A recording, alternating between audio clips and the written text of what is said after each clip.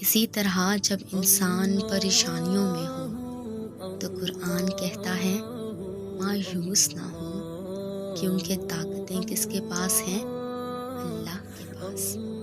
قرآن کہتا ہے وَلَا تَحْسَبُوا عَلَىٰ مَا فَاتَكُمْ، جو چیز تمہیں نہیں ملی ہے اس پر افسوس مت کرو۔ بہت سی چیزیں زندگی میں ایسی ہوتی ہیں جو انسان کو نہیں ملتی، اس پر افسوس نہ کرو، اللہ تمہیں اس کا آلٹرنیٹ بھی تو دے سکتا ہے، اور اگر نہیں بھی دیا تو اللہ نے چھینی ہے نا، تو اس میں کوئی نہ کوئی حکمت ضرور ہوگی۔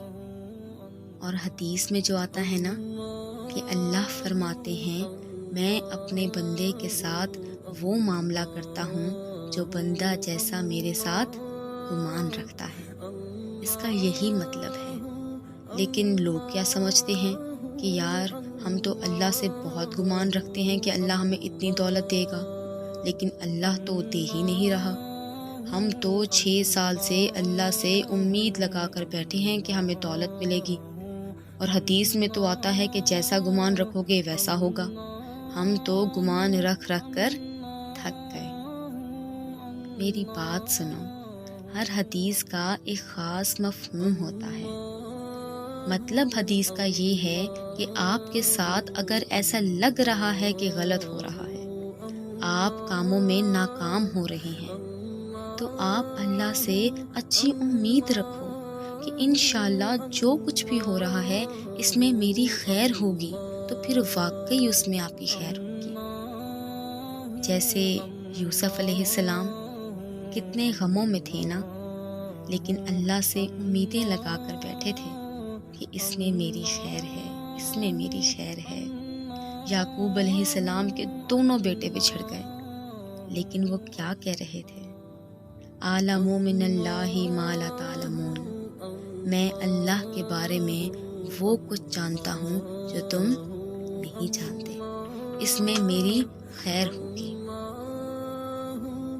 آپ کو پتہ ہے نبی پاک صلی اللہ علیہ وآلہ وسلم ایک بار ایک صحابی کے پاس گئے جو بہت بوڑھے تھے اور بخار میں مبتلا تھے، تو آپ صلی اللہ علیہ وآلہ وسلم نے فرمایا، حدیث میں آتا ہے کہ بخار کی گرمی جہنم کی آگ کو ٹھنڈا کرتی ہے۔ یعنی حدیث کا مفہوم ہے کہ جو آخرت میں اللہ نے عذاب دینا ہے نا آگ کا، دنیا میں بخار کی شکل میں دے دیتا ہے اہل ایمان کو بعض دفعہ۔ دیکھو کتنی بڑی نعمت ہے نا بخار کا ہونا بھی، گناہ دھلتے ہیں۔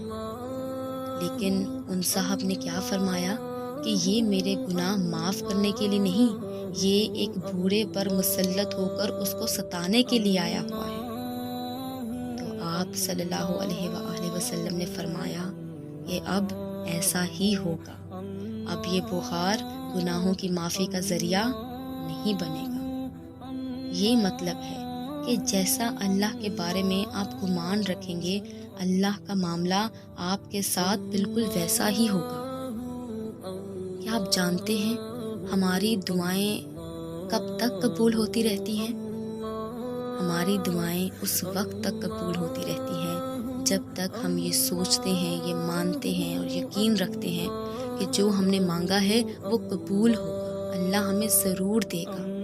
تب تک آپ کی وہ دعائیں قبول ہوتی رہتی ہیں۔ لیکن جب آپ یہ ماننا، یہ سوچنا چھوڑ دیتے ہیں اور الٹا یہ سوچتے ہیں کہ میری یہ دعا قبول نہیں ہوگی، یا پھر آپ ڈاؤٹ میں آ جاتے ہیں کہ پتہ نہیں یہ قبول ہوگی نہیں ہوگی، کیسے ہوگی، یہ سب کچھ سوچنا شروع کر دیتے ہیں، تو پھر آپ کی وہ دعا قبول نہیں ہوتی، کیونکہ اللہ کے ساتھ آپ جیسا گمان رکھو گے اللہ کو آپ ویسا ہی پاؤ گے۔